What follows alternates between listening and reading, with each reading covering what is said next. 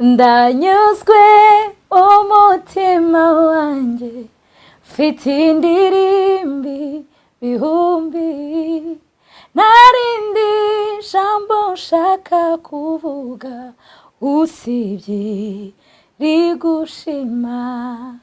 Nitwa Aline Gahongayire nkaba ndi umuramyi uhimbaza kandi nkaramya n'Imana. Nkunda gukurikirana ikiganiro Shalom Gospel Show kuri Genesis 387 kuri Canal Plus. Mva nkubwiza ukuri ahandi wakuri ibiganiro byiza usibye handi kuri Genesis TV. Ndanyuzwe.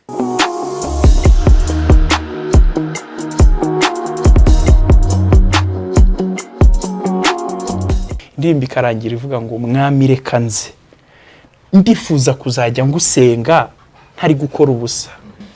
Nukuvuga ngo gusenga ntago ari bibi, ariko gusenga k'umunyabyaha ni kizira kuwiteka.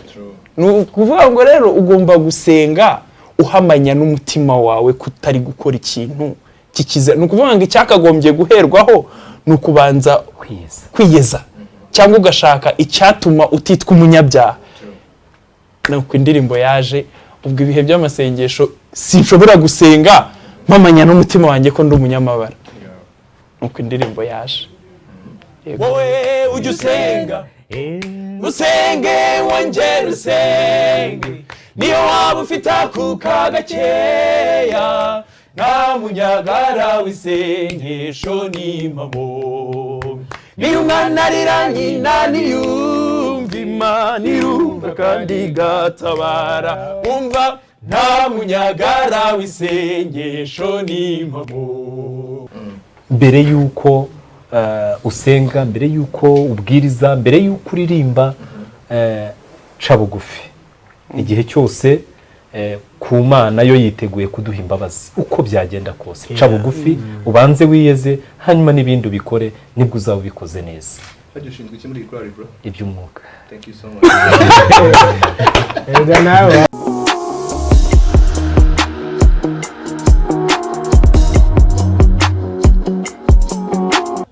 Yes, munyemerero ngiye mbashimire kandi mwe muri kumwe natwe uyu munsi wa none nkuko twatangiye tubabwira tuba turi ku mwanya wo ku cyumweru. Aho umwanya mwiza wo gushimira Imana byinshi bayatugejejeho, byinshi yadushoboje gukora kuva ku wa mbere kugera ku wa gatanu, ku wa gatandatu ndetse no ku cyumweru.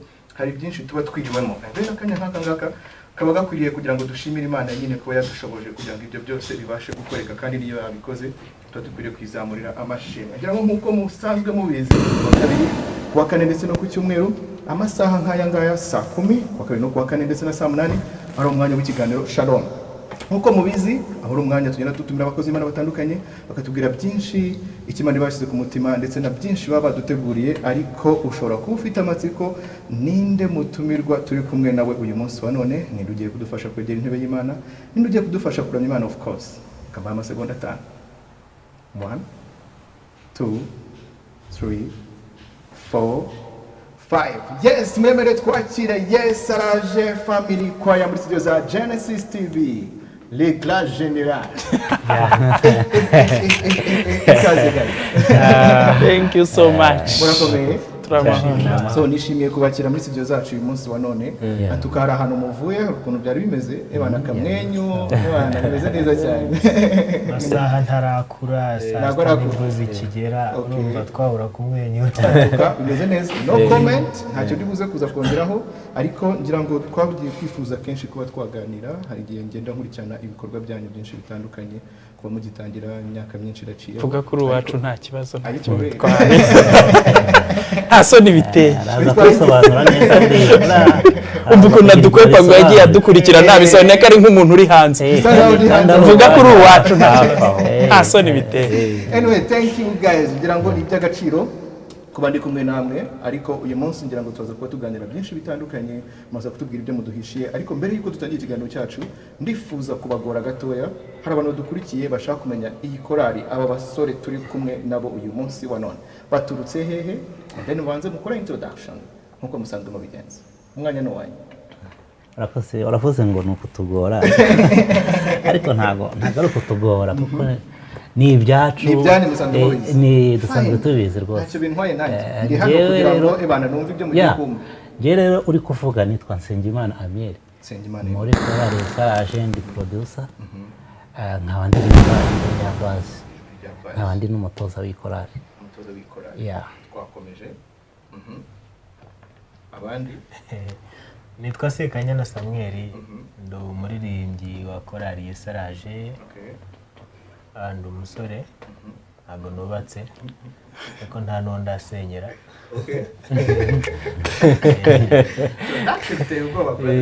Komeza nakowe tugibushyireho. Nanjye icyo nshinzwe muri korali, nshinzwe abantu bayikunda kuyihuza na korali, inshuti zabo mbese abamambure. Murakoze. Uririmba w'ijwi rya kangahe? Ijwi rya mbere cyangwa soprano. Thank you so much. Bagiye. Murakoze cyane. Nitwa Mudagani Pilote. Ndubatse. Mfite umugore umwe n'umwana umwe. Wow. Muri korali Yesaraje ndirimba ijwi rya ruto. Nkaba nshinzwe iby'umwuka muri korali Yesaraje, ndetse hashingwa n'ingendo za korali Yesaraje. Okay. Ufite akazi katoroshye ko. Tiparakomeye. Ijwi rya kangahe? Ndirimba ijwi rya kabiri. Ijwi rya kabiri. Wakibamba. Yewe ndabasuhuje mwese mukurikiye Genesis TV. Yes. Nejejwe no kwicara muri iyi studio ko ngiye nayinjiyemo ari projet. Nayinjiyemo ari projet ariko habaye Burayi. Habaye Burayi hano ni heza cyane. Tuzanagaruka kubera ukuntu hasa. Ewe. Nitwa Elisa Claude Muhayimana. Abantu tuziranye cyane mu tuntu twinshi banyita El Cruz. Ndi umuyobozi w'iri tsinda twitwa Yesaraje Family Choir. Turi abana b'imyaka igeze kuri 7 muri uyu murimo turirimbira Imana. Abantu benshi barabikunze. Naho ngiye ubwanjye mu buzima busanzwe ndi umupapa w'umugore umwe n'umwana umwe, kandi baranyuze ntawe nshaka kurenzaho. Ukuri. Anyway, thank you so much guys. Ngirango ndishimye cyane kuba turi kumwe uyu munsi wa none, ariko mbere yuko njya idina hari utuntu twinshi ndibuze kuza kugenda tuganiraho, hari n'ibyo buri muze kunsobanurira rimwe na rimwe, ariko ndibaza ko bitari buze kuza kujya kure n'ubundi ya projet zanyu, kugira ngo abo turi kumwe nabo dufatikanye kuramya Imana mu minota itarenze 5, indirimbo imwe cyangwa 2 just mwahisemo nk'uko umwaka w'Imana agiye kubayobora, ubundi tuze ku musikano cyacu. Mwanya n'uwaye. Ifite umutima w'ubwenge.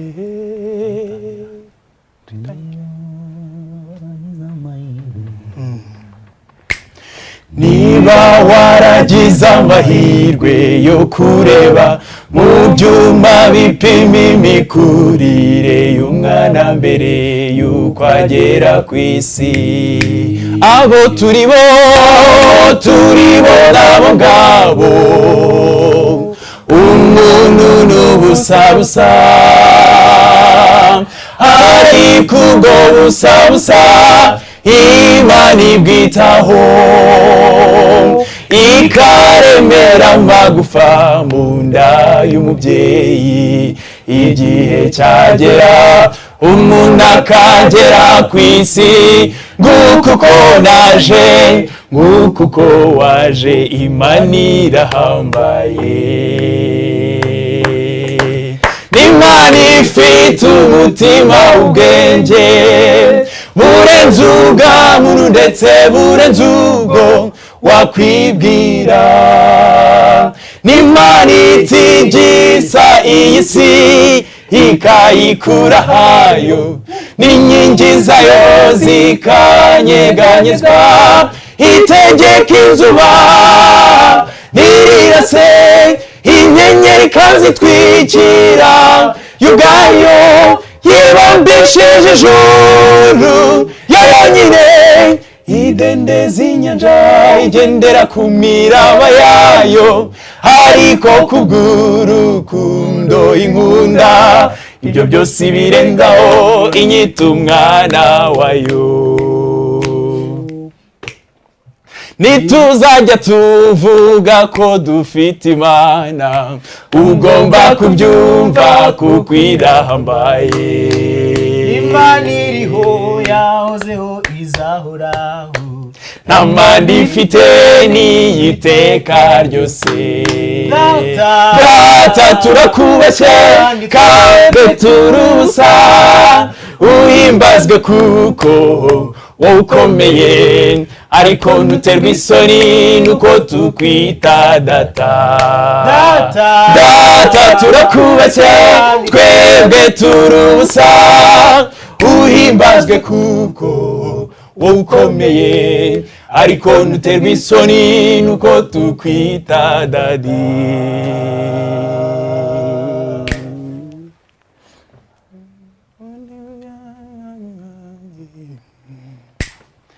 Bundi bushya mwami wanjye, natsinzwe manitse amaboko mwami, gundeme bundi bushya, imigambi yawe kuri jye ntiba akamenyero, ahubwo undeme bundi bushya, bundi bushya mwami wanjye, bundi bushya mwami wanjye, natsinzwe manitse amaboko mwami, gundeme bundi bushya, imigambi yawe kuri jye ntiba akamenyero, ahubwo undeme bundi bushya, bundi bushya mwami wanjye.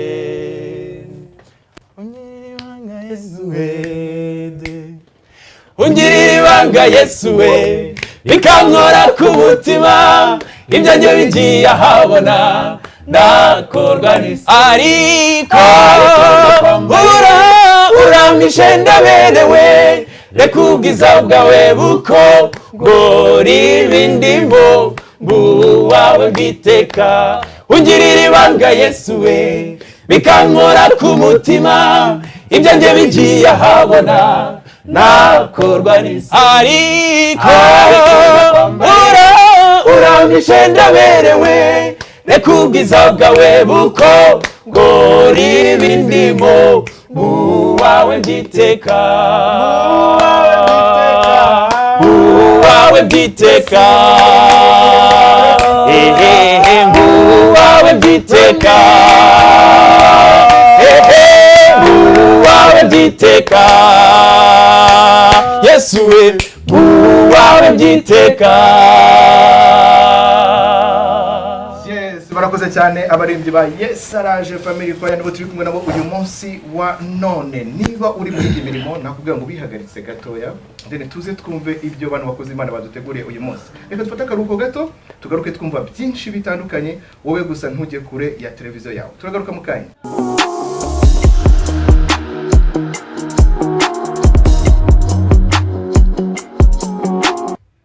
Yes, amahoro y'Imana kuri mwese. Reka nkubwire ngo wowe gifungura televiziyo yawe, turacyari kuri Genesis TV, ikiganiro ni Shalom Gospel Show. Of course ngende ibyiringiro Octave. Turacyari kumwe n'itsinda Yes Araje Family Choir, no turi kumwe nabo uyu munsi wa none, batuganiriza byinshi bitandukanye. Ngira ngo niba ari gufungura televiziyo yawe mu kanya gatoya isa 2:15, ntabwo ushobora kuza kuzamo kino kiganiro ukakireba guhera ku munota wa mbere tugitangira. Nkwibutse neza yuko uramutse ukeneye kujya uruhare muri kino kiganiro, ni ijambo rimwe Genesis TV Rwanda, ukatuza igitekerezo cyawe cyangwa se ukandika kuri nimero iri kuri screen yawe, ubundi ukatwohereza ubutumwa bugufi ukatubwira ese iri tsindo ribona gute.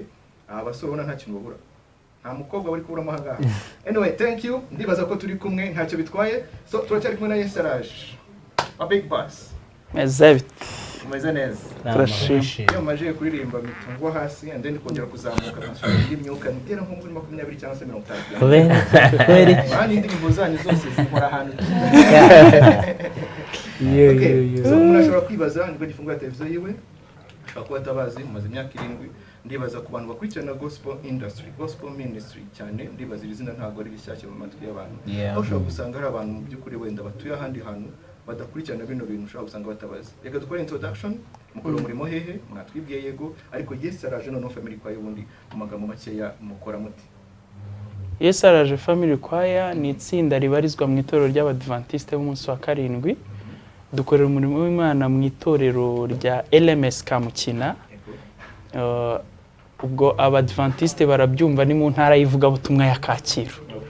Ubwo ugeze Kacyiru Meridien, ukakata nk'ujya Faisal, hari agahanda kariho iburyo uragatambika ukagera ku rusengero rwa ADEPR n'urw'Abadventiste ziregeranye, urusengero rwiza rusize amarangi y'umweru n'umuhondo rwiza, naho tubarizwa naho tubarizwa. Batubwiye ugitangira umaze imyaka 7 mukora uyu murimo, mwatangiye gute, byaje gute, igitekerezo cyatangiye he, byatangiye gute, so nkaho tubwira amagambo make.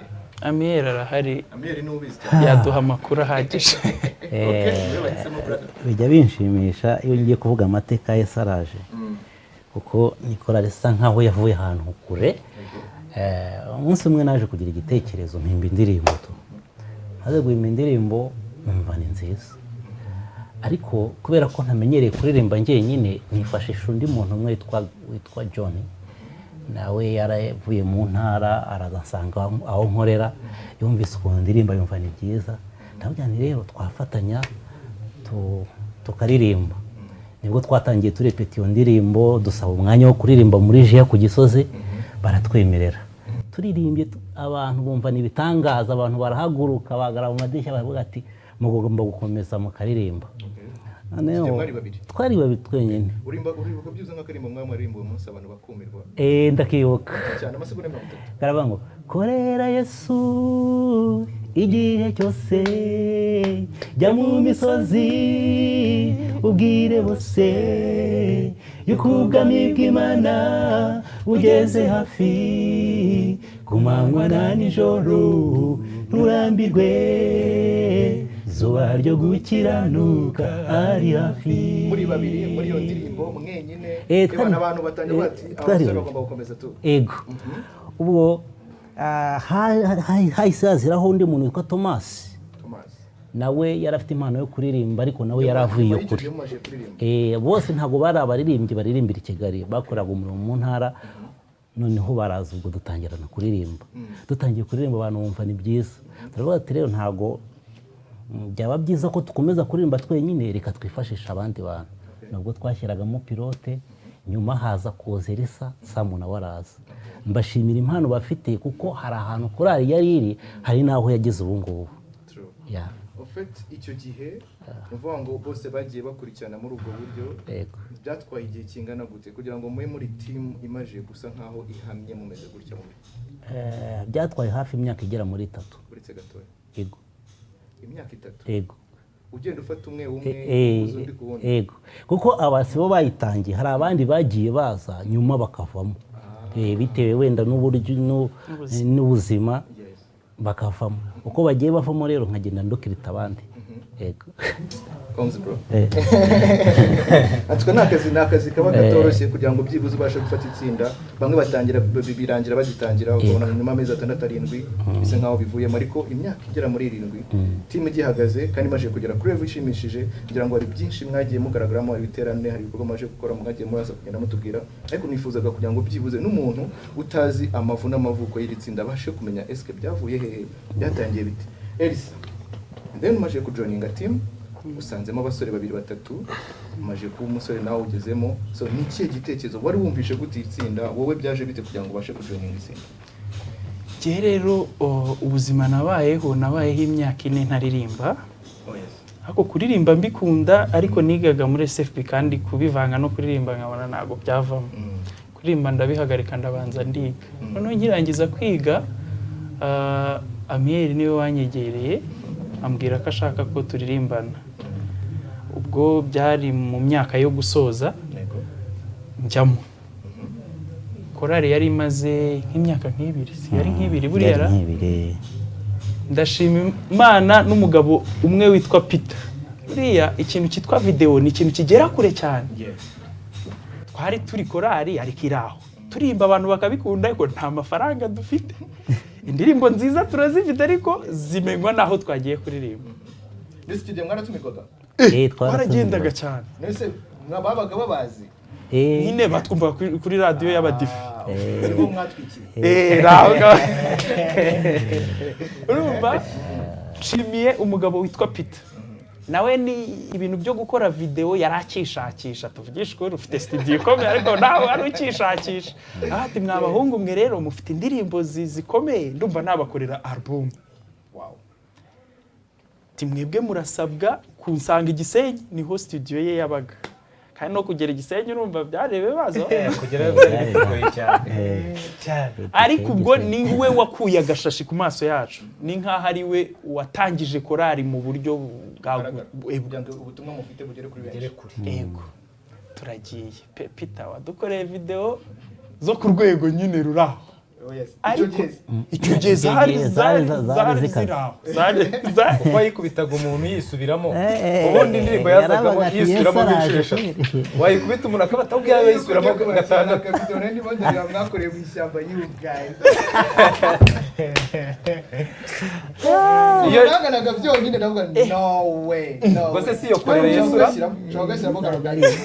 si yo korera Yesu nukuri ndashima Peter nyine yadukoreye video ntacyo yatwimya agifite ariko niyo yatumye ubushobozi bwe bwose ndumva yarabushyizeho pe abihamanya n'umutima we ariko ibyo bintu nibyo byatumye twumva gukora video bibaho gukora audio nyinshi birashoboka ubwo ibintu bigera kure muri ubwo buryo ariko Peter niwe wadukoye agashashi ku maso ntago nababeshye yubaho cyane Sam niwe bucura muri ikorari niwe waje muganya so yaje mu yajoininze team haciyemo nk'imyaka ingahe 5 se nk'umaze nk'ibiri amaze 2016 17 ubwo ni 34 Sam utangiye kubona abasore baririmba hirya no hino batandukanye barakobora kwa approachinze barakwegera ngo mutangiye gukorana mbwira wowe byari bimeze bityo gihe wari usanga uyizi no korari warayumvaga korari narayumvaga ariko nta mateka yayo menshi nari mfite naje kuririmba ku itorero ahantu ubu dusengera niho basengeraga nge se nasengeraga nabaga mu yindi groupe nyine nayo iririmba neza bageze nyine abavandimwe baranyegera ati kwe kuza tugafatanya ubu kuntu nyine ntanabyumvaga nanjye nari meze nguko kwa Elisa kuko nari mvuye Cyangugu nje gushaka amafaranga i Kigali mu bwonko bwanjye nari mfitemo ko nanjye korari nziretse nukuri rwose ntabwo nakubeshye urugo ni hirya hakurya y'ishyamba wabo w'abantu urumva nari mfite igitekerezo cyo kuvuga ngo korari ndazihagaritse kuko ni Rusizi nari mbaga mu korari iyo group warimo n'undi yari Rusizi navuga ngo ndazihagaritse ngiye Kigali ngiye gushaka amafaranga ariko nza kujya muri SFB ngeze ati dufashe turangije tujya kurimba kuri RMS ngezeyo nsanga iyi korari ati burya twakomezanya umurimo nuko nyine nanjye nageze muri iyi korari namazemo umwaka wose ntarabyumva ubundi bintu ndimo n'umuntu akambwira ngo uba muri Yesu araje ariko simbyumve kubera ko ntago nari niteguye kuririmba muri icyo gihe ariko ubu ngubu hari ukuntu umuntu avuga ngo ndimo neza amaraso n'umubiri iyo mbyutse ndayitekereza nuko nayigezemo iyi korari nakomeje kuyikunda ubu ndayikunda hari umuntu akora ikintu burya atagikunda bitewe n'uko agikundishijwe ariko korari ndayikunda cyane njya nifuza ko n'abandi bantu bose bayikunda bitatewe n'uko nyiririmbamo ahubwo bitewe n'ubutumwa bwiza batanga. Thank you so much. Pilote ndakwibikiye ndashaka kubanza kwibaza kuri Amiel gatoya. Imyaka 7 irashize. Yego. Iyo usomye muri Bible ngo 7 bisa nkaho n'umwuzuro. Kintu cyuzuye. Ngo hari challenges, hari imbogamizi nagiye muhura nazo mu gutangira kugeza uyu munsi wa none ko mumaze imyaka 7 murimo murakora umurimo w'Imana mu kintu kidasanzwe. Nibe ibintu byabagoye cyane wibuka nka bitatu points zimwe na zimwe wumva ati okay. Antuka ahanga twe tugiye no kwiva mu byanarangiye.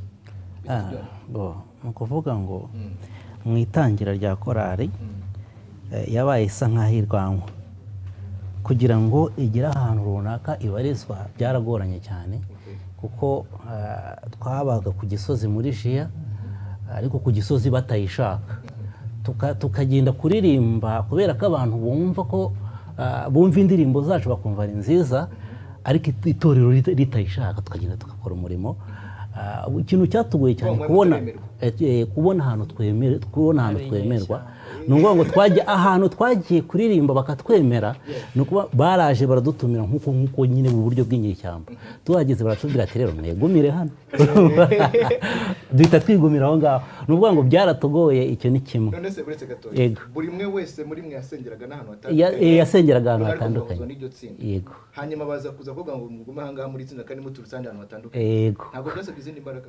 Byarazisabaga nawe urabyumva kuko urumva byadusabye kukwimura inzandiko buri muntu wese akura urwandiko ahari kugira ngo itsinda ribarizweho ngo bigomba kuba musengera naho ngaho. Urumva rero icyo kintu cyabaye ngo mbogamizi, ariko turashimira Imana ko uyu munsi turi ku itorero ritwumva ritwemera natwe dukunda. Icya kabiri rero ni uburyo oya ariko yanyunganira ko nawe mu bantu bumva nabo baje muri iki gihe pilote yaje vuba nawe yanyunganira. Ni iki kintu cya kabiri cyabagoye challenges byataye mutangira rino tsinda? Ikintu cya kabiri cyatugoye cyari kinakomeye cyane naho iri tsinda ritangira ryatangiye riririmba neza rifite abasore b'abahanga, hari harimo Thomas, hari harimo John ndetse na Miyeri nibo nasanzemo, ariko nanjye nifuza kujyamo bitewe n'uburyo baririmbaga, uburyo numvaga baririmba neza. Nkigeramo ba bandi babiri bahita bavamo. Ukiza nibo babirukanye bro? Oya sijye babirukanye, ahubwo twasabye kwakiriza korali ku Gisozi. Noneho kuko nabari mvuye mu yindi korali, Miyeri yari yaravuye mu yindi korali, izo korali zombi zitanga ikirego zivuga yuko bidashoboka kwa ari ugusenya ayo makorali tuvuyemo, bituma noneho batakira iyo korali. Mu kutakira iyo korali rero ba bandi twari dufite ahubwo babahanga bari baravuye hanze babakuramo, ayo makorali niyo yabakuyemo bajya kuririmba muri ayo makorali mwe bita ishyamba dusigara banabaha akantu banabaha n'akantu nyine ubwo ngubwo ndabyibuka byari bikomeye ayo mateka yo nkibutse nsanga burya umurimo ntabwo ari uwacu, iyo uza kuba uwacu magingo aya ngaya korali Yesaraje ntiyakabaye iriho, ariko kuko umurimo atari uwacu Amiyeri yaje guhamagara uwo bita Karangwa. Icyo gihe yari ari ku Kibuye atoza korali, araza tubaye batatu rero bidutiza umurindi, bisaba yuko noneho dutekereza byagutse. Mfasha gatoya nkunda utuntu turi detaye dutoya. Ni ukuvuga ngo mumaje kwiyunga mu baye bane, ukigeramo babiri baragiye, musigaye muri babiri, haciyemo nk'igihe kingana iki kugira ngo byibuze muri mwakongera kujoininga nka team Karangwa yinjire? Nta mezi abiri yaciyemo kuko yahise yihuta cyane Miyeri. Twe twari turi kumwe ubwo twaguraga ibitekerezo dushaka ni gute ino korali yabaho ahangaha iho ntigishoboka. Ese muri gihe impamvu mwarwanyaga muri ubwo buryo nari muteye ubwoba? Nagusobanuriye cyambere kuririmba twarimbaga neza, twaririmbye neza, ariko ikibazo nyamukuru cyari uko twe tuvuye mu yandi makorali, barashaka gukora korali isenya andi makorali. Noneho ubwo ngubwo akimara guhamagara Karangwa nibwo twicaye turatekereza ni gute ubundi twabahari, turatekereza ariko hano turabizera nta mugayo turimo, birashoboka ko twajya handi kandi tukemerwa. Nicyo kintu twese dutekereza cyane. Noneho tugiye kuririmba kuri Hermes ko n'ubundi twarakoraga, ariko dukora bunyeshyamba nta watwohereje, ariko twatumiwe ariko nta watwohereje. Urumva? Noneho umugabo wari udutwaye bitaga Ernest aravuga atari ku bundi kuko twabyibazaga mu modoka imwe turi kumwe, aravuga atari ku bundi muravunwa n'iki iwacu muze uyu munsi muratahana inzandiko zibasaba. Niko byagenze, twarazitahanye biranagorana kugira ngo baziduhe zitwima, ariko twavuga mu mbogamizi kwakirwa kwa korali nabyo byabaye imbogamizi. Iya nyuma ya gatatu twihuse hagati ya nani ya Plus cyangwa se Samuel, ndashobora kumbwira indi imwe? Mbo ikintu nabonye ngiye aho ngereyemo kigoye cyane ni ikintu kijyanye n'ubutumire. Icyo nicyo kintu cya mbere ari nacyo umugabo ashinzwe, nicyo kintu cy'imbogamizi njya mbona kigora korali yacu cyane, kubera ko dufite amatorero nanjye ndashobora kubara muri uru Rwanda, kandi mu by'ukuri niba hari korali ibangutse kuyitumira ni iyi ngiyi, si no kugira ngo twivuge ameza, iranashoboye. Noneho ushobora kubona ubutumire nko ku isabato imwe burenze 5. mushobora kubwakira ubwo butumire? Dushobora kubwakira, Okay. ariko twebwe bitewe n'uko turababwira ngo amategeko n'amabwiriza birakurikizwa, kandi abo bantu ntushobora kwemerera umuntu umwe ngo tangira ushake nyine ibyangombwa bisaba ko twe twahaguruka. Okay. Ubwo ni ukubabwira ati mubishake ubibonye bwa mbere ukamwemerera. Ni ukuvuga ngo umuntu utabibonye cyangwa se ubibonye nka nyuma hashize igihe kinini nyine hasigaye nk'umunsi umwe ngo tugende, twamaze no kubahakanira, ariko ntabwo bashobora kubyumva, kumva ngo korali Yesu araje izaza, n'umuyobozi w'umurenge arabimenya na mudugudu akabimenya, noneho kuzongera guhakanira umuyobozi ati ntabwo bakije ni ikibazo. Bamwe bati insengero bakagenda, abandi bakadutuka, urumva, kandi nta ruhare tuba twabigizemo. Hari n'abafata amatelefone bagahamagara abayobozi b'iwacu bakababwira mwadukoreye, ntabwo bibaho. Icyo nicyo kintu rwose nabonye cy'imbogamizi ndetse gikomeye cyane. Bwa mbere gishobora kwica ubutumwa, gishobora kukwica umurimo, vuga abantu nta gahunda bagira, kandi mu by'ukuri ni ukudasobanukirwa kw'abantu tuba twabasobanuriye bihagije. Iyo niyo mbogamizi nabonye kuri iyi korali yacu.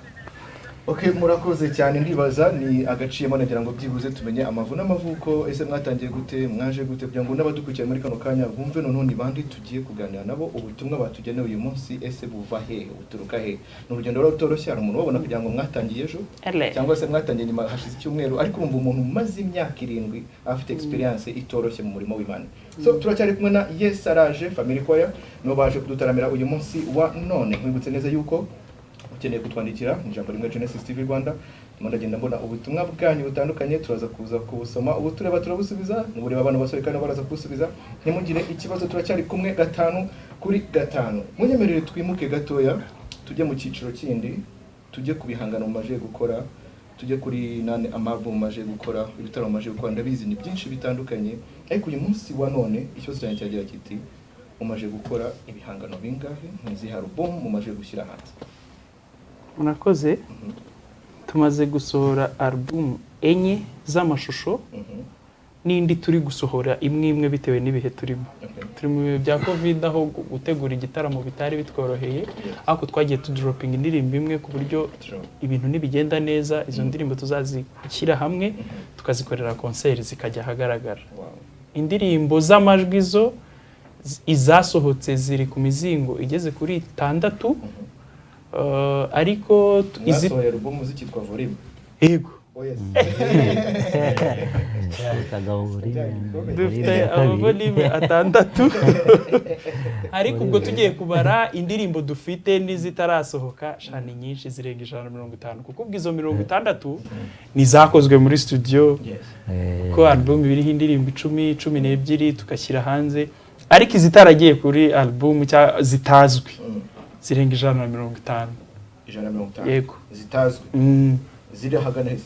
Nuwa ngo tuba tuziziranyeho, turi buziririmbe ku rusengero. Mwe muzizi tu. Twe tuzizi. Yego. Banze maje kujya hanze. Okay, album ya indirimbo 10. 60. Hari cyaburi izindi 150 zikiri hanze aho ngaho. Oya, ubwo ni nka 90. 90. Yego. Okay. Nice one.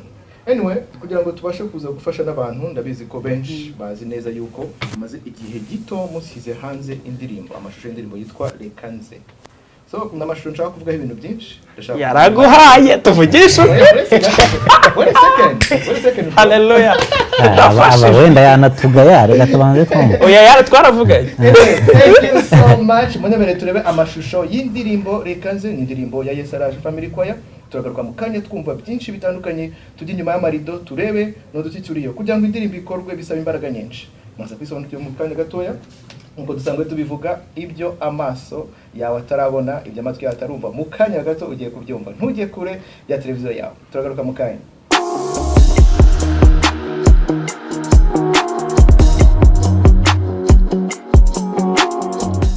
Yes, wowe ukiri kumwe natwe ni Genesis TV, ikiganiro ni Shalom Gospel Show. Ngende byiringiro kutabi nkuko maje kumenyera, indirimbo mwe muri kureba yitwa Rekanze, ni yakora Yes Araje Family Choir. ni nabo turi kumwe nabo uyu munsi wa none. Niba hari comment, niba hari icyo wabonye kuri iyi ndirimbo ushobora kunyandikira muri kano kanya ntacyo bitwaye, ubundi comment yawe nkayibagezaho. Ariko mbere yuko dukomeza, the boss comes kabisa, abantu much respect ahantu hose. Urabona ko mwakazi katoroshye, ni imbaraga nyinshi mwakoresheje kugira ngo indirimbo isohoke, ifite iminota igera kuri 4 and then kugira ngo kano kazi kose gakorwe biba bisaba imbaraga nyinshi. Ndabizi imbaraga bitwara, nzi ukuntu biba byavunanye, nzi ukuntu biba byavunanye. Niyo mpamvu mba nifuza yuko tujya nyuma marido cyane. Nta yindi mpamvu ahubwo kugira ngo byibuze dutere imbaraga nawo ngo tugiye wibaza ko bishobora kuba bigoranye, uze yuko bishobora kuba wenda bidashoboka, abe yakongera nawe kugira gute kumva ko yasubizamo imbaraga bati okay, icyo bari abashoboye nanjye nshobora kuba nabikora. Hari abantu benshi baryamanye impano, abantu benshi Imana yagiye iharira ubutumwa butandukanye, ariko bibaza biraca he, birakorwa bite. Uribaza byo n'ibibazo byinshi uragenda yibaza. Ariko uyu munsi wa none dufite Yes araje mu ndirimbo nziza Reka Nze. Indirimbo yafashe igihe kingana iki kugira ngo ikorwe ibigeze aho tubona uyu munsi wa none? Hari igihe views zimaze kuba zingahe? 10,000 ndatekereza birenga. Ni indirimbo imaze icyumweru igeze hanze, ariko mu ikorwa ryayo ni indirimbo bisa naho byagoranye kuyihitamo ngo iba ari ikorwa, ko dufite amaproje menshi y'ama-audio kandi yarangiye. Bob yaduhaye ati nimugende turarangizanije, ariko kumenya ngo turakurikiza hihe bisaba kubanza kubiganiraho ngo twemeranye ngo ni iyi. Tumaze kuyemeranywaho rero twagiye kuyifata, dushimira abantu bose bayigizemo uruhare, yaba uwashutinze, uweditinze, uwatwambitse. Ni ibintu biba bigoye gukora video, ntabwo ari ibintu biba biraho kugira ngo muyibone kuri irangiye. Umva tuba dufite respect ku bantu benshi cyane, ariko yadutwaye sibirasi nk'ukwezi ni nk'ukwezi nyuma yo kwishutinga. ngo yari imwe mu ndirimbo mwari mufite mwakoze mbere. Zibitse dufite indirimbo zibitse zidafite amavideo. Yakozwe ryari? Muri studio ni muri lockdown. Yego, ngo ni mu kwa gatandatu ya kabiri yo hagati. Yego, okay. Umaje kuyikora mvuga ngo tubaze, mvuga ngo kugeza uyu munsi mukoza amashusho yayo haciyeho amezi agera nko muri 7 niba nibuka neza.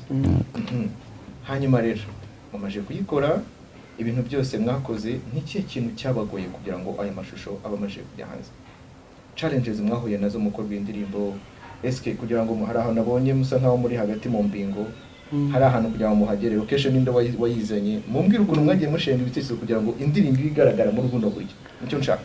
En fait, ni wenda ndumwe mu badila bikorari kubijyanye no kugira ngo video ikorwe. Ari umumama w'umushuti wacu nyiri Hillview. Yes. Twagiye Hillview n'umuvideographer ntonga ati rero ahantu nahacu guhera aho hatangira kugera aho hasoreza ahantu twahashutingira. Arangije ati rero simpazi ariko nzaza tuhagera ne turebe. Aharebye arangata nta video ihari. Nukuri. Njyewe nzabajyana ahantu. Nyuma yo kumuha indirimbo juste turabizi kugira ngo umuvideographer akore video arabanza kumva audio neza. Ubwo twagiye tutazi ngo tugiye gukorera hehe, kuko aho nari namuhaye yari hamwe ngo n'ubufu. Ntabwo wari wizeye ko ari hadanje. wenda sinzi Elisa, hariya ngo ari igihe umuntu ashobora kumva indirimbo agatekereza ahantu ho kuyikorera. Ntabwo ikibazo ari uko hoteli naho umuntu atahakorera indirimbo nziza ikaryoha, ahubwo nuko igitekerezo cyari kiri mu ndirimbo kitari kijyanye naho hantu nkuko byari bimeze. Okay. Ubwo Fisto turamushimiye cyane, Imana imumugisha. Ikintu twakoze twaramufashe tujya mu modoka tutazi aho tugiye, gusa yatubwiye ngo ni mu karere ka Kamonyi. Tugeze kuri Nyabaronga tumuvemo twahageze. Tubona twinjije mu mbingo. Arasetinze azamuye drone. Turashutinze. Tumaze gushutinga aha kuva aho mu bisheke kuzamuka akagenda twakoze k'amaguru k'iminota nk'15 cyangwa 20 mu muhanda twambaye uniforme.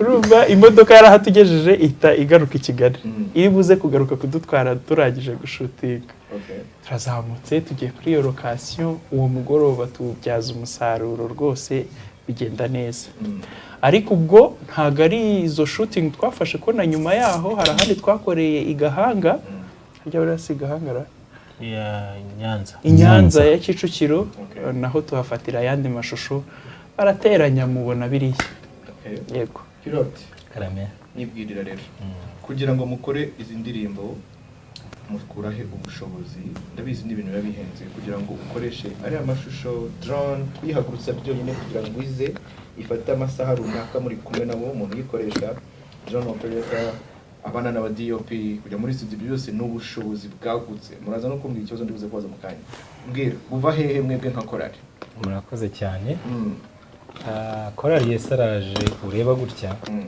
turi bane nta n'undi uri inyuma nta n'uwo mwibagiwe mu rugo ni abangaba n'ubu uyireba okay nta bushobozi burenze buhari yewe mpamya yuko gukora indirimbo yego si byatunaniye ariko dushobora gukora imwe tugakora ebyiri ariko iya gatatu bishobora kuba byaba ibindi bindi ariko hari umugisha korali yesaraje yagize mpamya yuko n'ubu ngubu baba badukurikiye bibashimira cyane gukundwa n'abantu gukundwa n'abantu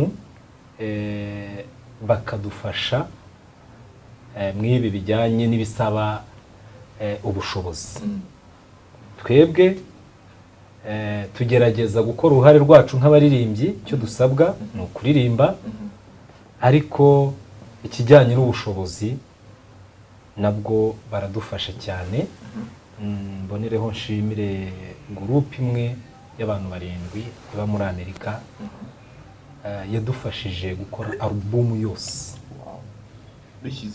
bishyize hamwe ari 7 alubumu yose turayikora audio video mbonereho no kubwira abandi ibi ngibi ni ibwirizabutumwa turimo nyamara kubwiriza si ngombwa ngo uhagarare kuri stage hari uririmbe gusa niyo wakora mu mfuka ugafasha wundi ushoboye guhagarara kuri stage nawe ububwirije kuko iki gihangano ngira ngo perezida atangiye bivuga mbere avuga ngo mbere byari bigoye korali yari iraho izi kuririmba yewe inakunzwe ariko nta wiyizi kuko nta mashusho yari ari hanze ariko umuvandimwe Peter arayihumura ayikora ku maso impamvu mvuga ngo arayihumura nuko niwe wagize igitekerezo cyo gukora video ya mbere bivuga rero nawe nugira igitekerezo cyangwa umuhati n'ubushobozi wo dukurikiye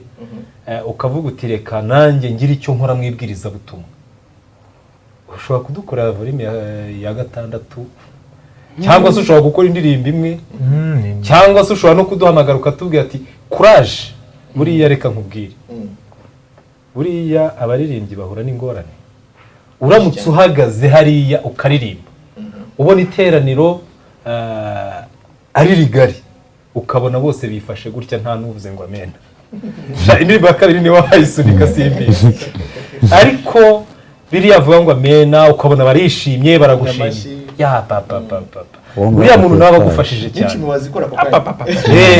niyo muntu agufashije agiye sarara ntabizi amenya ko na sara yigeze mu rugo niyo mpamvu mvuga ubushobozi bwawe haba kudusengera haba kuduhamagara ukadutera ingabo mu bitugu tubwira ati courage urumva nawe uri kudufasha mu ibwirizabutumwa haba no gukora ku ikofi yawe nawe ukadufasha mu gukora izi ndirimbo n'ibindi bindi bitandukanye wenda turaza kugira umwanya wo kubigeraho dufite projet ndende nyinshi cyane aho nyibwirira Amir reka nze indirimbo ubutumwa bwawe bushingiye kuki mwasaga nkaho muri kwibanda gute cyangwa se kuki muri iyi ndirimbo hari abantu benshi usanga bakurikirana indirimbo wa Camelody bakana n'amashari kugasanga message content irimo aho ngaho ntabwo barayifatisha neza ushobora gusanga nabo badukurikiye umunsi none dufashe utubwire content iri muri iyi ndirimbo hari igitekerezo kirimo kijyanye n'umwana w'ikirara uburyo umwana w'ikirara yagiye akaka iwabo umutungo wa se umugabane we akagenda akawaye akawaya kwaya nyuma aza kugenda aragira ingurube akawaya kwaya nubwo gusesagura cyangwa gupfusha ubusa yego iyo vocabulary kugira ngo nzajye kwikora n'abantu badashobora kuyumva kano kanya rero ahanini icyo gitekerezo kirimo uburyo umuntu ashobora gutandukira agakora ibitari bikwiye kandi hari ibyari bikwiye. Uvuga ngo naho ngaho ide yavuye ni igitekerezo cyavuye. Ndamuna yita rekanze. Aka gateto noneho konyine. Kantu gato muri mu bantu bake cyane. Njya mbona mukora dutayito dutoye mu ndirimbo zose. Rekanze gusa umuntu agatangira kwibaza rekanze. Nje. Rekanze. Ako nibyo saba.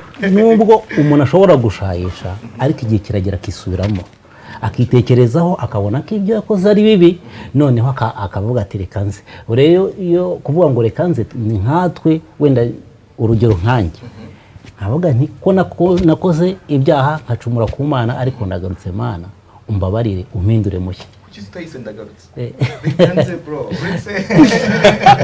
Ako titre zishobora kuba zigutwara umwanya utekereza kuri titre. Banza kuyibaza niba hari ikintu buriya title ni nka introduction. Reka gato n'umuntu ataratangira kumva content ari ba title. Umuntu witwa Elisa ndatekereza ko ari wahimbye iyo ndirimbo ayifiteho ubunararibonye bwinshi ashobora gusobanurira abantu cyane icyo yarashatse kuvuga.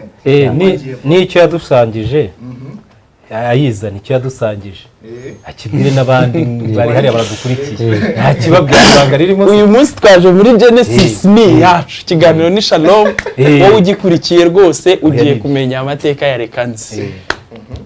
Kenshi twifuje kuba hano tukajya dukwepara ariko kuva twaje nyine nange mwaje rekanze namwe. Rekanze rero nayanditse rimwe nafashe ibihe byo gusenga. Mpura n'isomo ryo mu migani rivuga ngo gusenga k'umunyabyaha ngo ni kizira kuwiteka. Mpita numva ndi gukora ibintu bitari ibyanjye. Ndi gusenga yego ni byiza ariko ndi umunyabyaha nacyo ndakizi. Ni ukuvuga ngo mu Kinyarwanda cyiza ndi gukora ikizira kandi ari ikintu natangiye ntekereza ko ari ikintu cyiza. So icyo nahise nkurikizaho nahise iyo gahunda zo gusenga nahise nzihorera. Ndati none niki nakora kugira ngo nye nsenga ariko ntari gukora ikizira.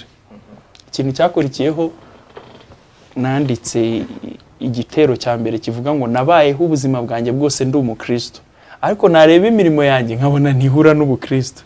Ni kenshi numvise ijwi ryawe rindarika ngo nze ariko ngakomeza kutaryumvira. Nandi magambo menshi irangira mvuga ngo rekanze. Nukuvuga ngo ibya kera nyine ubwo mba na urutuye nanditse ibintu byinshi tunabiririmbye indirimbo ikarangira ivuga ngo mwami rekanze. Ndifuza kuzajya ngusenga ntari gukora ubusa. Ndifuza kuzajya ngusenga ntari kugutera ishozi niko abanyarwanda bavuga sinzi niba turi kubyumvikanaho. Nukuvuga ngo gusenga ntago ari bibi ariko gusenga k'umunyabyaha ni kizira kuwiteka. Nukuvuga ngo rero ugomba gusenga uhamanya n'umutima wawe kutari gukora ikintu kikiza. Nukuvuga ngo icyakagombye guherwaho nukubanza kwiyeza cyangwa ugashaka icyatuma utitwa umunyabyaha. Nuko indirimbo yaje ubwo ibihe by'amasengesho sinshobora gusenga mpamanya n'umutima wanjye ko ndi umunyamabara. Nuko indirimbo yaje. Yego content ya bien. Neza kabisa. Ni perfect kandi ngira ngo ni bumwe mu butumwa abantu benshi batari gukunda gusa nkaho bagaragaza muri iki gihe. Ukurikiye indirimbo nyinshi ziri gusohoka tugenda twumva kuramya Imana, kwishimira, kwihimbaza ariko kongera kwibutsa umuntu ko ari umunyabyaha agomba kwiyeza ngo yongere agarukire Imana. Ni message ziboneka gake mu ndirimbo zirimo zirasohoka. N'ikindi buriya kugira ngo uzabwire umuntu umuririmbyi abaririmbyi n'ababwiriza amen kubwira umuririmbyi ngo ni umunyabyaha ntiyabyumva.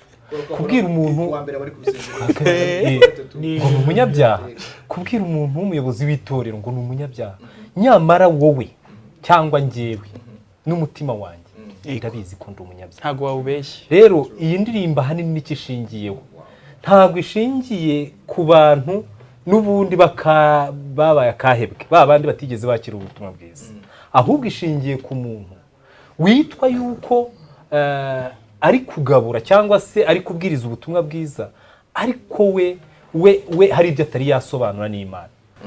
Mbere yuko usenga, mbere yuko ubwiriza, mbere yuko uririmba, ca bugufi. Igihe cyose ku Mana yo yiteguye kuduha imbabazi uko byagenda kose. Ca bugufi ubanze wiyeze, hanyuma n'ibindi ubikore, nibwo uzaba ubikoze neza. Ushinzwe iki muri korali bro? Iby'umwuka. Thank you so much.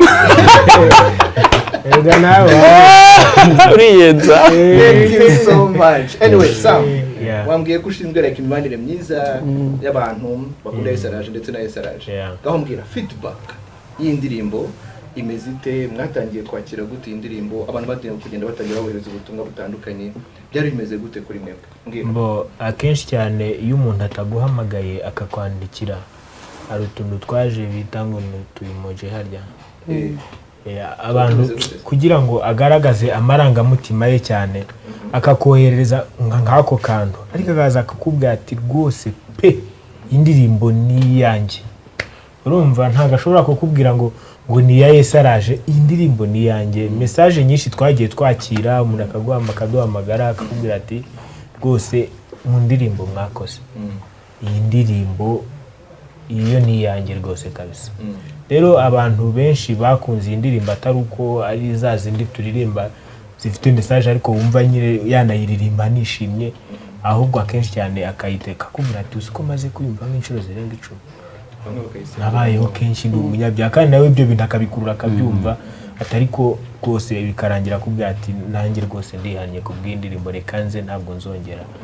Ubutumwa rero bwagiye buza kuri iyi ndirimbo bwagiye bugaragaza abantu benshi ko ni nko kubavugira ibintu byabo. Mwagiye mukora indirimbo nyinshi zitandukanye, hari ijuru ririho, undi bushya, ungirira ibanga ni nyinshi. Ni umwihariko w'indirimbo reka nze n'izindi ndirimbo mwagiye musohora mu minsi ishize? Iyi ndirimbo akenshi cyane dukunda gukora indirimbo zisa nkaho zihuta cyane, zirimo akaziki ushobora kugashyiramo tukanasimbuka tukakabyina, ariko kuri iyi ndirimbo ho ni ikindi kuko biragusaba kumva cyane no gutekereza. Rero umwihariko wayo nuko yo iri slow cyane ugereranyije n'izindi dufite, kandi ikindi imwe mu ndirimbo zarebwe cyane mu gihe gito kuko imaze iminsi 5 harya, imaze iminsi 5 imaze kurenza views 10,000 plutôt 10,000. Urumva ntabwo ari ibintu, mbese nayo iri mu ndirimbo zihuse cyane abantu bakunze cyane kureba. Okay, thank you so much. Ntabwo ndibuze kujya muri byinshi, ngira ngo abatari kubibona amaso arabaha, turi kureba byinshi bitandukanye, ngira ngo n'umuntu ashobora kuza tuze kumubwira ahantu ashobora kuba yayisanga kugira ngo akomeze kumva buno butumwa, akomeze no kubisangiza abandi. Ariko mumbwire kuri kino kintu, mu ndirimbo mukora zose bitandukanye mukunda kwibanda ku buhe butumwa, nihe message ikunda kugaruka cyane muri izi ndirimbo? Twebwe rero turirimba message zigiye zitandukanye, ariko ni gake uzumva turirimba message tuzaguruka tuzajya mu mwuka rimwe, nyine message zitanga amahoro. Urumva ukuri nk'uko dukuraho turirimba ibyahishwe cyane, turirimba ibijyanye n'igihe tugezemo.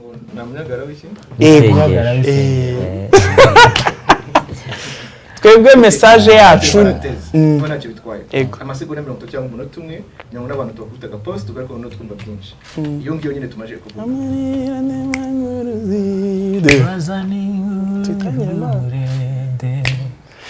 Tubazani inkuru y'ihumure, abatendebutse nimukomere, abatewe ubwoba n'amahwa n'imiyaga, bihuruzwa na Satani muri rugendo musigeho.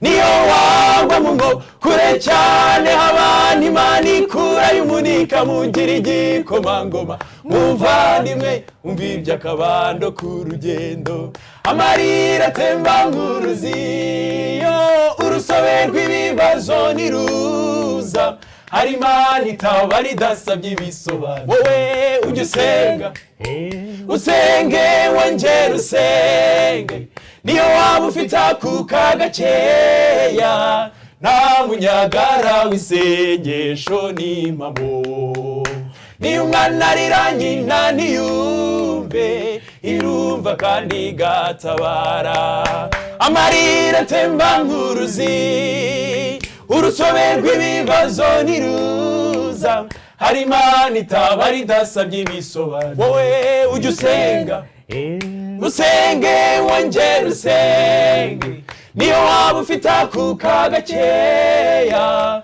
nta munyagara w'isengesho n'impamo niyo umwana arira nyina ntiyumva imana irumva kandi igatabara umva nta munyagara w'isengesho n'impamo.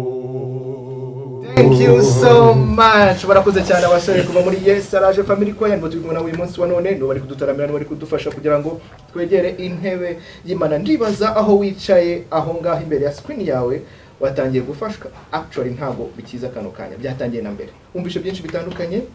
Itsinda rimaze imyaka 7 rikora bimaje gukora albums zigera kuri 6 amaje gukora amashusho menshi atandukanye mukanyuraza kumva n'ibindi naho ushaka gukura indirimbo zabo nkuko bagiye kubitubwira. Elsa utubwira amagambo make kugira ngo umuntu abone ibihangano byanyu kugira ngo umuntu abagezeho ubutumwa runaka cyangwa se intunga yaba ari amasengesho yabufatika yabasanga hehe yabona gute. Reka mpere ku kibihangano umuntu akeneye ibihangano byacu kimwe kutugeraho bisobanuye ko wabibonye. Ikindi cya kabiri dufite social media platforms nyinshi ku ma social media menshi ashoboka tuba kuri Instagram tuba kuri Yes Araje Official kuri Facebook twitwa Yes Araje Family Choir kuri YouTube twitwa Yes Araje Official kuri Twitter twitwa Yes Araje Official no kuri YouTube twitwa Yes Araje TV. Aho hose ushobora kujya inbox ukatwandikira arigwe ni Snapchat rero reka ngubwire ntabwo tuyo uri buta batatu ifoto nyine Snapchat rwose Snapchat yaratunaniye. Okay. Ariko kuri YouTube kenshi niho dukorera no kuri Instagram no kuri Facebook abantu badukeneye niho batwandikira kandi turabasubiza neza cyane kandi ibihangano byacu cyasohotse cyose kiba kiri aho ngaho. Yego ngo yaba ari ubutumwa runaka umuntu ashaka kwandikira ashaka kugiza igitekerezo aho ngaho hose ashobora kuba yatubona tukamusubiza. So kugira ngo byibuze wenda tugane ku musozo w'ikiganiro cyacu ndabizi mu mufite gahunda nyinshi zitandukanye n'ibindi mugomba kuba muri bwitabire ariko ndimo ndatekereza buri muntu wese agiye kugira ubutumwa atugenera muri kano kanya. Ntekereza cyangwa nibaza ko hari umuntu ushobora kuba dukurikiranye umutima uremereye cyangwa se afite ibibazo bitandukanye akeneye impamba y'icyumweru akaba hari ikimana ushobora kugucishamo wamubwira ubundi ugasanga iryo jambo riramufashije nawe rimuhinduriye ubuzima akabasha gukomeza urugendo rw'agakiza. So umwanya n'uwanyu ndahera kuri Amiel akoresha ino kamera and then murakoze cyane reka n'ubutumwa bwawe ngire abantu bakurikirana indirimbo z'Imana cyangwa se korali Yes Araje ko bakomeza kuzikurikirana kubera ko indirimbo hari ahantu zivana umuntu nk'iyo wabaye nk'iyo uremerewe nk'iyo ugize ikibazo ugakurikirana indirimbo. Ni byiza ko bakomeza gukurikirana izo ndirimbo. Ikindi kandi bagakomeza no gutera inkunga korali mu buryo bufatika haba ari uburyo bwo kujya kuri YouTube ugakora subscribe ukareba indirimbo ukazoherereza abandi. Icyo gihe nabwo ububwirije ubutumwa ku bantu benshi bataramenya ikorari cyangwa se batarumva izo ndirimbo. Ubutumwa rero bw'amahoro nababwira nuko bakomeza kubana natwe bakadusengera kandi bagakomeza kuba mu Mana. Murakoze cyane. Thank you so much. Samu. Murakoze. Muri iyi minsi abantu benshi barimo baribaza eske amaherezo y'ubuzima bwabo bwo mu buzima busanzwe cyangwa se amaherezo y'isi. Ari amagambo nyankunda kubwira abantu ngo muhumurizanye ubuzima bwacu ntabwo buzarangirira kuri iyi si kandi nubwo byaba ngombwa ko ibyo tubona nk'ari bibi byaduhitana ariko buri kintu cyose nta kintu kiba gitungura imana ibizi impamvu yacyo. Ishobora kubona imbere ariho hari ubuzima bushaririye ikavuga ngo umwana wanjye mukureho aba agiye gatoya, kandi ikintu cyose kiba ku muntu, ndaguha urugero nka ba Yosefu, abantu babanje guca mu bintu bikomeye kugira ngo ni nk'inzira Imana yashakaga kunyuzamo kugira ngo babe abantu bakomeye. Ibintu byose rero Imana ibi bifiteho impamvu, rero nta mpamvu ahubwo tegereza igisubizo cy'Imana, kandi nubwo byaba ngombwa ko unapfa. Yobu niwe wabivuze ati nubwo byaba ngombwa ko mpfa ariko nzapfa kwiringiye. Mupfe mwiringiye Uwiteka kuko ibihembo bye nibifatika. Ikindi uyu murimo nta kamara kuri uyu murimo, ntago ari Elisa, ntago ari Samu, ntago ari n'undi. Abantu bahawe impano zitandukanye, hari abahawe impano zo gufasha umurimo w'Imana, abandi bahabwa impano zo kuririmba. Nkanjye wambwira ngo uzakora indirimbo namara n'umwaka ntarayikora, ariko mbasha kuba nashobora kuririmba. Hari n'uwicaye hariya atatera n'ikorasi. Mbese impano zacu zose zirafatanye. Rero impano Imana yaguhaye yikoreshe kugira ngo turangize uyu murimo dutahe, kuko twebwe dufite misiyo ivuga ko ubutumwa bwiza nibumara kwigishwa mu isi hose nibwo Yesu azahera ko agenze ute agaruke. Tukwiye gushyiramo imbaraga rero abamutegereje bafite ibyo byiringiro, bazi ibyiza byo kugaruka kwa Yesu, tugashyiramo imbaraga icyo kintu tukagikora. Murakoze. Thank you so much. Murakoze cyane Sam. Murakoze cyane.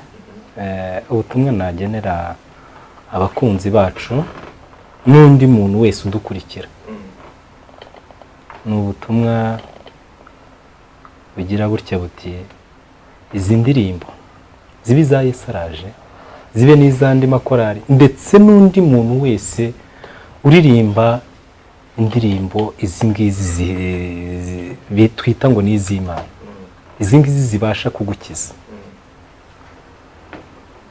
kubiha agaciro, kuko aba babikora bose ntabwo ari akazi, ahubwo ni ivugabutumwa. Kandi ivugabutumwa icyo rigendereye ni iki? Icyo rigendereye ni ukugira ngo umutima wawe wowe ubumva ubashe guhinduka, witegure ingoma y'Imana igiye kwimikwa. Hari abantu rero nifuje kugenera ubutumwa by'umwihariko. Aba bantu bakunze gukurikirana ibwirizabutumwa ku mbuga nkoranyambaga runaka cyangwa se ahandi hantu hose, ugasanga yashyizeho kano kantu kameze gutya, urakazi? Mbese buriya kariya kantu kavuze iki? Ese uyu muntu hari ibyo yavuze biterereza Imana? Wakumva indirimbo ugasanga nta hantu yigeze avuga ikintu kiterereza Imana, ariko ugasanga wewe wagize gutya. Bivuze ngo iki? Sinzi impamvu biguteye wowe kubikora, ariko icyumvikanye ntago wumvise message yashatse kuguha. Iyi message yashatse kuguha ni igukiza, ndetse we mbere yuko abwiriza ubutumwa buriya ni nacyo birivuga, ubutumwa mbere yuko ubutanga wowe ubwawe bubanza kukubwiriza. Noneho wafashwa n'ibirimo ukabona kubibwira undi, noneho urabimubwiye wagize gutya, ni ukuvuga yinangiye umutima. Nshuti yanjye, muvandimwe, ngira ngo nkubwire mu magambo make, utitaye ku majwi yuko yaririmbye ijwi ribi cyangwa umuziki mwinshi urimo, wowe wita ku magambo arimo, ubashe gukiza ubugingo bwawe, kuko ni ukwivomera, ubashe kwivomera w'amazi azagutunga, kuko w'icyo yakoze yakubwiye. Murakoze cyane. Thank you so much. Bakoze uratubwira message unashimira n'abantu babafashije muri iyi ndirimbo bizamushaka kutwitwarira. Ndashimira Up Media, Fisto rwose, Imana iguhe umugisha, n'umudamu wawe Imana isukemo. Ndashimira cyane mushimiye n'umutipe ufite shop hariya mu Biryogo, niwe ujya utwambika abantu tugasa neza muri video, abantu bakavuga ngo uko mwanabyibushye ariko nuko tuba twambaye neza. Ndamushimiye cyane, Imana imuhe umugisha. Umusore witwa Kwizera cyangwa Kemi Shop, Imana iguha umugisha mu byo ukora byose bazi. Hari undi muntu twashimira n'indera, abo gushimira ni benshi. Umuntu wese uzi ko yagize uruhare muri iyi ndirimbo Imana imuha umugisha. Ubutumwa mfite rero, mfite ubutumwa bw'ubwoko Nick nari mwibagiwe. Hari umutonto w'umushuti wacu witwa Nick yaratutwaye nyine, niwe nabagaga watumye tugenda n'amaguru, ariko nayo na experience. Ariko Imana iguha umugisha nawe rwose bicemo mu izina rya Yesu. Ubutumwa mfite buri mu buryo bubiri. Ndaho ubutumwa abantu bakora uyu murimo, dusangiye uyu murimo w'uburirimbyi no guhimbaza Imana. Sinzi intumwa y'Imana yabwiye Yesu atariko Yesu ko twagusize tukagukurikira kuko usaduhemba iki kumba mbona ni nko kuvuga nta cyerekezo mbona ibintu turimo nta cyerekezo nayo dufite tuyashyiramo mu by'ukuri uzaduhemba. Ariko ikibazo cye cyari gifite ishingiro ukabona ntibiri kure, aho twahereye tukwiruka inyuma. Ariko mu by'ukuri ndashaka kubakomeza kubera yuko umuntu wemvestinze hariya ntago ajya ahomba pe. Ndi umuhamya wabyo. Ibintu mbibayemo imyaka 6 hafi 7, ariko nta muntu ujya mu bintu by'Imana ngo yo ntijye mu bye. Ibyo ndi umuhamya wabyo. Ntucike intege rwose, turavunika pe, tukikoramo tugakora ibishoboka byose kugira ngo uyu murimo ugende neza. Ushobora kwiramanta ukavuga ngo ariko subu nawe ukaba nka Petero kwati Imana rwose ibintu n'ukuri birangoye, ariko Imana izaduhemba. Yesu yaramusubije aramubwira ngo muri ubu bugingo ngo nzabakubira inshuro zingahe ati, ariko ngo nzabakoma n'ubugingo. Urumva, muri iyi si muzavunika, nzabahemba, ariko si hano gusa nzabahembera, nzabaha n'ubugingo. Ibyo bitubera inkomezi mu gihe ducitse intege, amafaranga yabuze, views izanze, tuno twabaye twinshi. Bijye biguha inkomezi ko dufite isezerano rikomeye ko nitubyitwaramo neza, tugasenga amasengesho atari ikizira kuwiteka, nyine duhamanya n'imitima yacu ko ibintu turimo tubirimo neza, Imana izaduhemba ubugingo. Iyo ni message ku bakozi b'Imana. Message noneho ku bakristo cyangwa abantu babandi bafite impano zitari zo kuririmba, baduha ku mafaranga, badushyigikira nyine, abakozi la video, abanyamakuru, abaki. Ndagira ngo mbabwire yuko umuhati wanyu atari ubusa ku mwami. Ibi bintu niba ubikunda ukajya ushyiramo ubushobozi bwawe n'umutima wawe wumva ubikunze, Imana nawe izabiguheramo umugisha. Ntabwo uzicuza ko wikoze ku ikofi cyangwa wafashe igihe cyawe ukagishyira mu bintu by'Imana. Niyo mutunzi wa byose, isi n'ibiyuzuye n'ibyo Uwiteka, isi n'abayibamo. Ntabwo waguriza uwo muntu ngo uzahombe, kandi ntabwo yambura. Murakoze cyane. Yes, munyamari dushimire cyane. Yes araje kwaya, ngira ngo mwumvishe ubutumwa bwinshi bagiye batugezaho, mwumvishe bimwe mu byo baduteguriye. Indirimbo yitwa Rekaze, indirimbo imaze icyumweru isohotse. Ushobora kujya kuri platform zabo, cyane cyane kuri Yes Araje official cyangwa Family TV, Yes Araje TV, Yes Araje TV, ukaba wabonaho ayo mashusho, ugafata n'ubwo butumwa ukabusangiza abagenzi bawe n'inshuti n'abavandimwe, kugira ngo icyo Imana yabashyizemo kibashe kugera henshi hatandukanye. Ndatekereza neza ko niba ari bugifungura televiziyo yawe, uri mu Burundi, muri Kongo ndetse n'ahandi hatandukanye, mu kanya gato 2:15 nabwo ushobora kuza gukurikirana kino kiganiro kugira ngo wumve icyo Imana yashyize muri bano bakozi b'Imana. Munyamare tubashimire cyane, babitanze akaduha umwanya wabo kugira ngo baze kudufasha twebwe tuba turi mu rugo mu buryo bumwe cyangwa ubundi. Amiel, wakoze cyane. Murakoze cyane. Sam, wakoze cyane. Murakoze. Pilote, thank you so much. murakoze cyane. Regard General, wakoze cyane Elisa. Murakoze nawe. Yes, tumwemere dushimire. Yes Araje, twari turi kumwe nabo uyu munsi wa none. Ariko mu butumwa natangiye kugenda mbona bambwiye ngo ntibava hano just like ntabahari turimbo nka kamwe cyangwa se tubiri. Niba babinyemerera of course, ntacyo bitwaye. Yego. Kamwe ntacyo gatwaye. Amemaso ambere maso Yesu we nzajya ndyama nizigure nzajya ndyama nizigure nzajya ndyama nizigure nzajya ndyama nizigure Yesu ambere maso nami ambere maso Yesu Yesu ambere maso ambere maso Yesu we nzajya ndyama nizigure nzajya ndyama nizigure nzajya ndyama nizigure nzajya ndyama nizigure